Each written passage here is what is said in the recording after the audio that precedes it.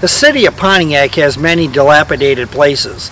It also has a lot of great places. But one organization called Rebuilding Together has gathered volunteers from throughout the Oakland County area to go ahead and try to make a difference. Here's their story.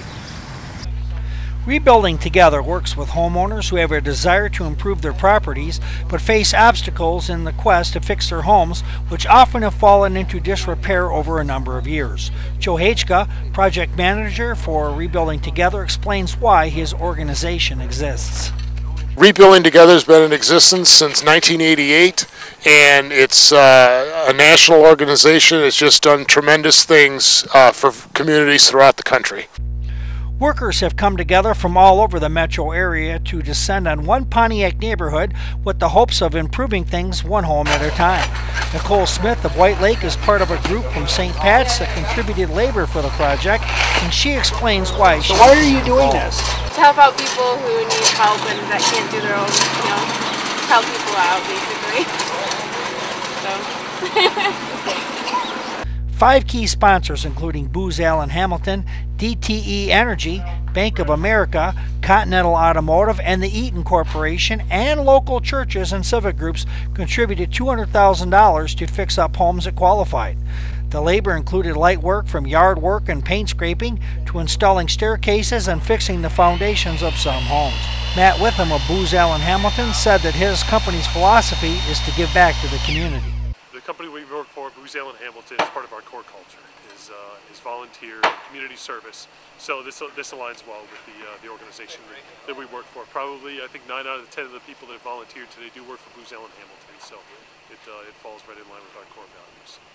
Pontiac Mayor Leon Jukowski said that the community help is making a big difference for today and well into the future. Oh, it's doing great things. This was a neighborhood that had a lot of issues, a lot of problems right up here around Webster School.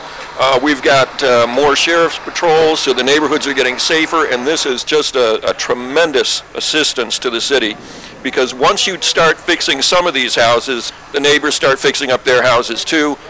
We couldn't be happier, and we're so grateful for all the volunteers that came out to help today. Over a dozen homes qualified for assistance. Most homeowners dread finding flyers in their door, but this time, answering the offer of help changed Anne Marie Duran's life. Oh my gosh, they did more than I could ever do in 10 years. My basement stairs were falling down. They shimmed those up and painted them. They put a security door in the basement, which I've wanted for years.